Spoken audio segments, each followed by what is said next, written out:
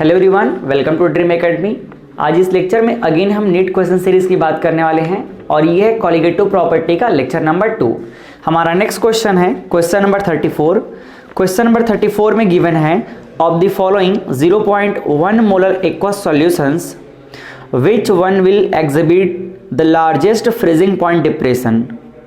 इस क्वेश्चन में पूछा जा रहा है कि जो हमें 4 ऑप्शन गिवन हैं उनमें से किसके लिए फ्रीजिंग पॉइंट डिप्रेशन की वैल्यू लार्जेस्ट होगी। ये क्वेश्चन नीट 2014 का है। अगर हम बात करें फ्रीजिंग पॉइंट डिप्रेशन की, तो फ्रीजिंग पॉइंट डिप्रेशन क्या होता है, इसे हम रिप्रेजेंट करते हैं डेल टी एफ से। क्लियर है। और डेल टी एफ का फॉर्मूला होता है, ये डिपेंड करता है के एफ इंटू मोलैलिटी एम पे। बट हमें जो ऑप्शन गिवन है उनमें इलेक्ट्रोलाइट्स भी प्रेजेंट है और इलेक्ट्रोलाइट्स जब सॉल्वेंट में मिक्स होते हैं, डिसॉल्व होते हैं, तो वो डिसोसिएट हो जाते हैं। और जब भी डिसोसिएशन और एसोसिएशन का कॉन्सेप्ट आएगा वहां पे हमें वेंट ऑफ फैक्टर को इंक्लूड करना पड़ेगा। तो यहां हमें आई का मल्टीप्लाई करना पड़ेगा, वेंट ऑफ फैक्टर का मल्टीप्लाई करना पड़ेगा और हमारा फ्रीजिंग पॉइंट डिप्रेशन का फॉर्मूला बन गया ये। क्लियर है। अब देखिए यहां पे मोलैलिटी की वैल्यू कितनी गिवन है, molality m equal to given है 0.10 मोलल। क्लियर है। स्मॉल m का मतलब है मोलल, ये मोलैलिटी का यूनिट होता है। तो m की वैल्यू जो हमारे पास 4 ऑप्शन गिवन है सभी के लिए कॉमन है 0.10। और अगर हम केफ की बात करें तो ये डिपेंड करता है सॉल्वेंट पे, और यहाँ सॉल्वेंट है वाटर, क्योंकि बोला गया है एक्वस सॉल्यूशन। और वाटर के लिए केफ की वैल्यू भी कांस्टेंट है, फिक्स है, तो ये वैल्यू होता है 1.86 केल्विन केजी मोल इनवर्स। तो यहाँ हम एक चीज़ समझ आ रहा है, अगर हमको डेल टी एफ का वैल्यू चेक करना है इसमें वेरिएशन कैसे होगा, तो यहाँ मोलैलिटी m तो कांस्टेंट है सभी के लिए, यहाँ केफ भी कांस्टेंट है। मीन्स यहाँ वेरिएबल क्या है, वेरिएबल है सिर्फ आई वेंट ऑफ फैक्टर। तो यहाँ हम कह सकते हैं कि डेल टी एफ की वैल्यू ये वेरी करेगी according to van't Hoff factor I. Clear है। तो यहाँ del T F that is depression in freezing point, ये डिपेंड करने वाला है सिर्फ वेंट ऑफ फैक्टर पे। और क्वेश्चन में पूछा क्या गया है, किसके लिए डेल टी एफ का वैल्यू लार्जेस्ट होगा, तो डेल टी एफ का वैल्यू उसके लिए लार्जेस्ट होगा जिसके लिए वेंट ऑफ फैक्टर का वैल्यू लार्जेस्ट होगा। क्लियर है। अब हम चेक कर लेते हैं हमारे ऑप्शन में कि किसके लिए आई का वैल्यू हाई होगा, लार्जेस्ट होगा। इसे हमने लास्ट वीडियो में काफी अच्छे तरीके से सीखा है कि आई कैसे कैलकुलेट करेंगे। चलिए देखिए ऑप्शन को बारी बारी से चेक कर लेते हैं। ऑप्शन ए हमारे पास है KCl। KCl एक इलेक्ट्रोलाइट है, तो जब हम KCl को वाटर में मिक्स करेंगे तो क्या होगा, ये अपने आयंस में डिस्ट्रीब्यूट हो जाएगा, K+ और Cl-। इस तरह से ये एक्वस सॉल्यूशन में डिस्ट्रीब्यूट हो जाएगा। तो यहाँ से अगर हम इसके लिए I की वैल्यू कैलकुलेट करना चाहें तो I का फॉर्मूला क्या होता है, ये होता है ratio observe colligative property upon theoretical colligative property. I think in सब में आपको कोई भी दिक्कत नहीं होना चाहिए, लास्ट लेक्चर में हमने काफ़ी अच्छे से डिस्कस किया हुआ है। ऑब्जर्व कॉलिगेटिव प्रॉपर्टी क्या होता है, सॉल्यूशन में जितने भी पार्टिकल्स प्रेजेंट होंगे, तो सॉल्यूशन में K+ का 1 पार्टिकल और Cl- का 1 पार्टिकल प्रेजेंट है, मीन्स टोटल 1 और 1 2 पार्टिकल प्रेजेंट है। थ्योरेटिकल कॉलिगेटिव प्रॉपर्टी जो हमने डिसॉल्व किया है क्या, KCl, इसका 1 पार्टिकल, तो यहाँ 1 हो गया। तो इस तरह से हमको I की वैल्यू क्या मिल गई, 2 मिल गई। किसके लिए, KCl के लिए। चलिए सेकंड ऑप्शन बी चेक कर लेते हैं। ऑप्शन बी हमारे पास है C6H12O6। ये है ग्लूकोज और ये एक नॉन इलेक्ट्रोलाइट सॉल्यूट है। जब इसे हम वाटर में मिक्स करेंगे तो ये डिसोसिएट नहीं होगा, ये सिंपली क्या करेगा, एक एक्वस सॉल्यूशन फॉर्म कर लेगा। C6H12O6 का एक एक्वस सॉल्यूशन फॉर्म कर लेगा। तो हमने जितना पार्टिकल यहाँ पे लिया हुआ है उतना ही पार्टिकल सॉल्यूशन में फॉर्म होगा।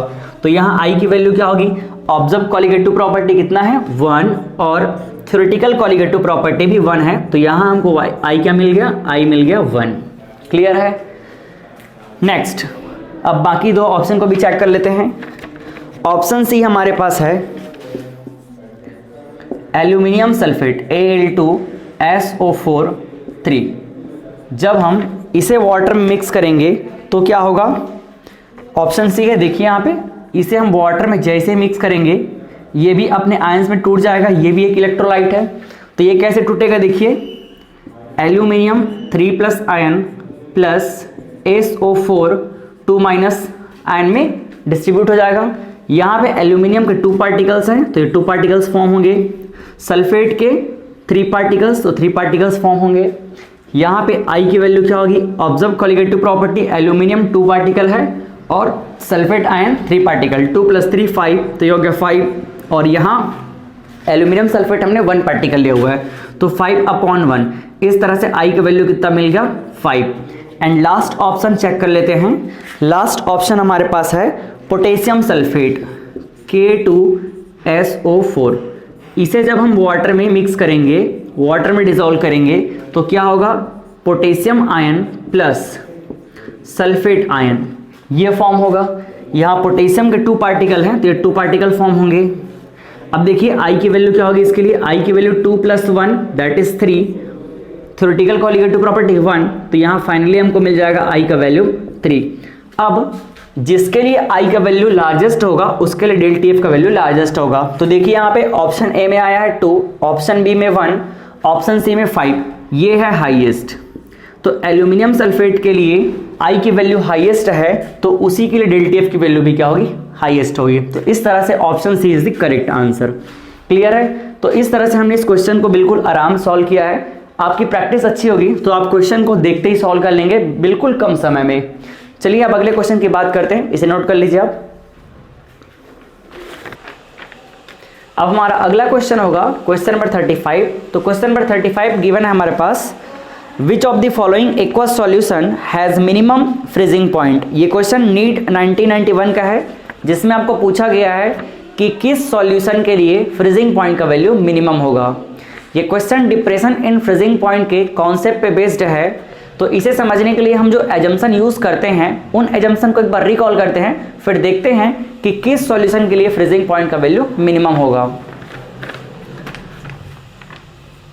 लेट सपोज ये हमारे पास कोई प्योर सॉल्वेंट है।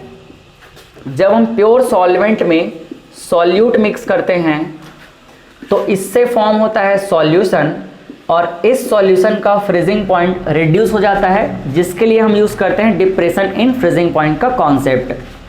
तो प्योर सॉल्वेंट के फ्रीजिंग पॉइंट को हम एज्यूम करके चलते हैं TF0 और जब इसमें हम सॉल्यूट मिक्स करेंगे तो इससे फॉर्म होने वाले सॉल्यूशन का फ्रीजिंग पॉइंट हम एज्यूम करके चलते हैं TF। तो आपको क्वेश्चन में पूछा गया है कि किस सॉल्यूशन के लिए TF का वैल्यू मिनिमम होगा, किसके लिए सबसे कम होगा, ये आपको पूछा गया है। तो जो TF0 है और TF है इन दोनों में रिलेशन बताने वाला एक न्यू पॉइंट होता है that is depression in freezing point. और डिप्रेशन इन फ्रीजिंग पॉइंट का वैल्यू क्या होता है, डेल TF इक्वल टू होता है TF0 माइनस TF। हमें यहाँ से TF का वैल्यू चाहिए तो इसे हम रीअरेंज कर लेते हैं और ये हो जाएगा TF equal to TF0 minus del TF। Clear है।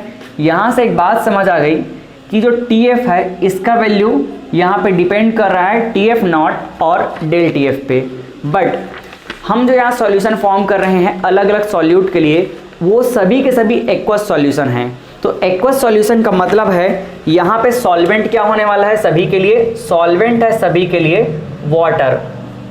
और सॉल्वेंट अगर कॉमन है, सेम है, तो वहाँ पर सभी के लिए freezing point of solvent that is del TF का वैल्यू भी कॉमन होने वाला है। वाटर के लिए अगर हम बात करें तो TF0 का वैल्यू होता है 0 डिग्री सेल्सियस। तो यहाँ पे TF0 तो फिक्स हो गया सभी के लिए। तो यहाँ पर वेरिएबल क्या है, यहाँ पे वेरिएबल है डेल TF। यहाँ से समझ आ गया कि जो TF का वैल्यू है ये डिपेंड करने वाला है सिर्फ डेल TF पे। अब हमारा क्वेश्चन है कि किसके लिए TF का वैल्यू मिनिमम होगा, किसके लिए मिनिमम होगा, जिसके लिए डेल TF का वैल्यू सबसे ज़्यादा होगा, सबसे हाई होगा, उसी के लिए TF का वैल्यू क्या होगा, मिनिमम होगा। क्योंकि डेल TF के जितने बड़े वैल्यू से हम यहाँ TF0 को माइनस करेंगे उतना ही छोटा वैल्यू हमको TF का मिलने वाला है। क्लियर है। अगर हम 5 से करेंगे तो जो वैल्यू मिलेगा वो 10 से करने पे क्या होगा, छोटा होगा। तो ऐसे जितना हम डेल TF का वैल्यू हमको बड़ा मिलेगा उतना ही TF का वैल्यू क्या होगा, छोटा होगा। तो अब हमें चेक करना है कि डेल TF का वैल्यू ये जो 4 ऑप्शन गिवन है उनमें से किसके लिए हाईएस्ट है, और जिसके लिए हाईएस्ट होगा उसी के लिए इसका वैल्यू क्या होगा, मिनिमम होगा। तो डेल TF की वैल्यू हम कैसे कैलकुलेट करते हैं, डेल TF का वैल्यू होता है del T F equal to, ये डिपेंड करता है के एफ इंटू मोलैलिटी एम पे। तो मोलैलिटी की वैल्यू सभी के लिए अलग अलग गिवन है ऑप्शन में, ठीक है, लेकिन के एफ ये डिपेंड करता है किस पे, ये डिपेंड करता है सॉल्वेंट पे, और सॉल्वेंट अगेन यहाँ पे कॉमन है। तो के एफ का वैल्यू वाटर के लिए हमें पता है 1.86 होता है, 1.86 केल्विन केजी मोल इनवर्स। तो यहाँ पे के एफ का वैल्यू भी सबके लिए क्या है, कॉमन है। तो अब हम क्या करने वाले हैं, यहाँ पे देखने वाले हैं कि जो हमारा सॉल्यूट है उसमें क्या कोई इलेक्ट्रोलाइट प्रेजेंट है, बिल्कुल प्रेजेंट है। इसका मतलब यहाँ पे डिसोसिएशन भी होने वाला है। तो यहाँ हमको वेंट ऑफ फैक्टर का कॉन्सेप्ट भी यूज करना है, क्लियर है। तो ये हो गया हमारा फाइनली डेल टी एफ का फॉर्मूला, और इस फॉर्मूले में हम वैल्यूज रखने वाले हैं, फिर हमको मिल जाएगा डेल टी एफ का वैल्यू, और जिसके लिए हाईएस्ट होगा उसके लिए हम चेक कर लेंगे टी एफ का वैल्यू मिनिमम होगा। हमको आराम से कॉन्सेप्ट को समझना है क्योंकि कॉन्सेप्ट इंपॉर्टेंट है, उसके बाद तो आप इसे कम टाइम पे बिल्कुल देख करके ही सॉल्व कर लेंगे। तो देखिए ऑप्शन पे चलते हैं। हमारा ऑप्शन नंबर ए है, ऑप्शन नंबर ए है 0.01 m NaCl, मीन्स यहाँ मोलैलिटी है 0.01, और NaCl के लिए KF की वैल्यू तो कॉमन है, तो हमको चाहिए अब I का वैल्यू। तो NaCl जब इसे हम वाटर में मिक्स करेंगे तो क्या होने वाला है, ये Na प्लस और Cl माइनस इस तरह से आयंस में डिस्ट्रीब्यूट होने वाला है, क्लियर है। तो यहाँ पर I की वैल्यू क्या होगी, I की वैल्यू देखिए यहाँ पे लिख लेता हूँ मैं। I का वैल्यू होता है observe colligative property, that is 1 + 1, ये हो जाएगा 2, और यहाँ पे थ्योरेटिकल कॉलिगेटिव प्रॉपर्टी 1, तो ये हो गया 2।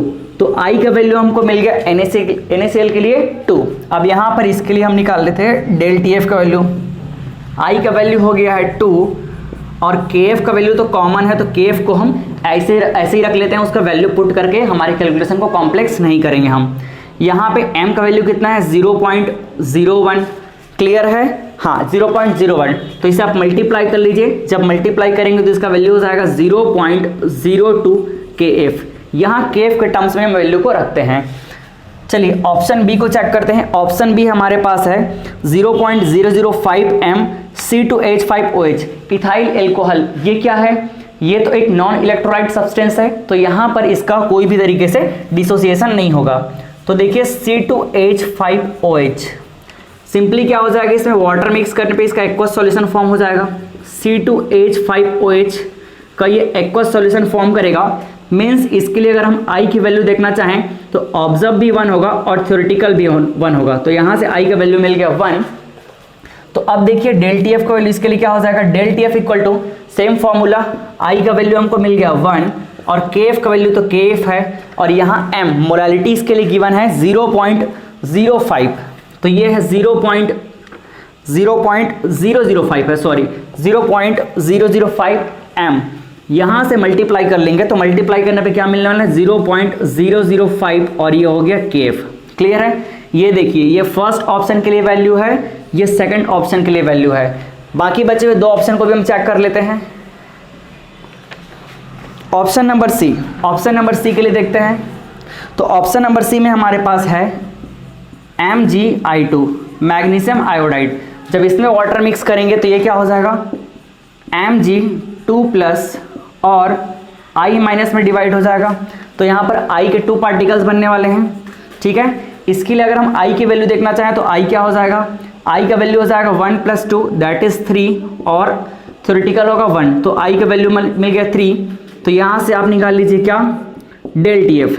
तो डेल टी एफ का वैल्यू क्या हो जाएगा, डेल टी एफ का वैल्यू होगा यहाँ पे I की वैल्यू मिल गई 3 इंटू KF इंटू M का वैल्यू यहाँ पे है अगेन 0.005 M। तो फाइनली हमारे पास डेल टी एफ का वैल्यू मिलने वाला है, 3 का मल्टीप्लाई कर लेते हैं तो यहाँ पर हो जाएगा 0.015 KF। तो इस तरह से थर्ड ऑप्शन के लिए भी हमको वैल्यू मिल गया। अब हम चेक करते हैं लास्ट ऑप्शन के लिए। थोड़ी सी जगह के यहाँ पे शॉर्टेज है, अब यहाँ से ध्यान से देखते रहिएगा। ऑप्शन डी, ऑप्शन डी हमारे पास क्या है, मैग्नीशियम सल्फेट। तो ये है MgSO4, तो यहाँ पे क्या हो जाएगा Mg2+ सल्फेट SO4 2-, क्लियर है। यहाँ से अगर हम I का वैल्यू देखना चाहें तो I का वैल्यू क्या होगा, 1 + 1 2 और अपॉन 1, तो यहाँ से ये मिल गया 2। अब हम देख लेते हैं कि डेल टी एफ का वैल्यू इसके लिए क्या होगा। तो डेल टी एफ का वैल्यू हो जाएगा, यहाँ पर I का वैल्यू है 2, KF का KF और m का वैल्यू इसके लिए गिवन है अगेन 0.005। क्लियर है? तो आप इसे मल्टीप्लाई कर लीजिए, मल्टीप्लाई करने पे इसका वैल्यू हमको मिलने वाला है 2, तो ये हो जाएगा 0.01 kF। क्लियर है? तो option A B C D सभी में हमको वैल्यू मिल गया। अब देख लीजिए कि इसके लिए वैल्यू हाईएस्ट है। यहाँ है 0.02, यहाँ है 0.05, यहाँ है 0.015 और यहाँ है 0.01। तो यहाँ क्लियरली यहाँ ऑब्जर्व हो रहा है कि ऑप्शन 1 में वैल्यू क्या है? हाईएस्ट है। ऑप्शन 1 के लिए डेल टी एफ का वैल्यू क्या है? हाईएस्ट है। और जिसके लिए हाईएस्ट वैल्यू होगा डेल टी एफ का, उसी के लिए क्या होगा? टी एफ का वैल्यू मिनिमम होगा। तो यहाँ से क्लियर है कि जो फर्स्ट ऑप्शन है NaCl, उसका सॉल्यूशन फॉर्म होगा तो फ्रीजिंग पॉइंट क्या होगा? मिनिमम होगा। क्लियर है? तो इस तरह से हम चेक कर सकते हैं कि किसके लिए फ्रीजिंग पॉइंट का वैल्यू मिनिमम होगा। चलिए इस पे एक और क्वेश्चन हम करते हैं ताकि हमारा कॉन्सेप्ट और भी स्ट्रांग हो। आई थिंक आपको ये चीज़ें अच्छे से क्लियर हो गई होगी। यहाँ पर आप देख लीजिएगा, मैंने यहाँ पे थोड़ा सा छोटा छोटा राइटिंग में लिखा है, तो आप इसको इस तरह से समझ सकते हैं। अब हम देखने वाले हैं नेक्स्ट क्वेश्चन। नेक्स्ट क्वेश्चन है क्वेश्चन नंबर 36। क्वेश्चन नंबर 36 में गिवन है विच of the following 0.1 molal aqueous solution will have the lowest freezing point. Same question है जो हमने प्रीवियस सॉल्व किया है। इस क्वेश्चन में आपको अगेन पूछा गया है कि कौन से सॉल्यूशन के लिए फ्रीजिंग पॉइंट की वैल्यू लोवेस्ट होगी। चलिए सॉल्व करते हैं। देखिए हमको पता है del T F, depression in freezing point, del T F का वैल्यू क्या होता है? प्योर सॉल्वेंट का फ्रीजिंग पॉइंट माइनस सॉल्यूशन का फ्रीजिंग पॉइंट। यहां से आपको चेक करना है कि किस सॉल्यूशन के लिए फ्रीजिंग पॉइंट की वैल्यू लोवेस्ट होगी। तो यहां इसको हम रिलेट कर लेते हैं सीधे सीधे टी एफ के फॉर्म में। तो टी एफ इक्वल टू क्या हो जाएगा? टी एफ इक्वल टू हो जाएगा T F not minus del T F. Clear है? ये हमको मिल गया रिलेशन। इस रिलेशन से हम समझेंगे कि किसके लिए T F not, T F की वैल्यू मिनिमम होगी। यहाँ पर जो भी सॉल्यूशन फॉर्म होने वाला है वो सब क्या है? एक्वस सॉल्यूशन है। और एक्वस सॉल्यूशन है मीन्स सभी के लिए सॉल्वेंट कॉमन है वाटर, और वाटर अगर कॉमन है सभी के लिए तो यहाँ पर जो टी एफ नॉट है ये भी क्या हो जाएगा? कॉमन हो जाएगा। तो अगेन प्रीवियस क्वेश्चन की तरह ये जो टी एफ है ये सिर्फ डिपेंड करने वाला है डेल टी एफ पे। क्लियर है? तो टी एफ की वैल्यू किसके लिए लोवेस्ट होगी बोला गया है, किसके लिए मिनिमम होगी बोला गया है। तो यहाँ पे डेल टी एफ का वैल्यू जितना हाई होगा उतना ही यहाँ पे टी एफ का वैल्यू मिनिमम होगा। तो जिस सॉल्यूशन के लिए डेल टी एफ का वैल्यू मिनिमम होगा उसके लिए टी एफ का वैल्यू उतना ही मिनिमम होगा। तो हम चेक कर लेते हैं कि डेल टी एफ का वैल्यू किसके लिए मैक्सिमम है। क्लियर है? अब डेल टी एफ का वैल्यू हम किस तरह से फाइंड आउट करते हैं?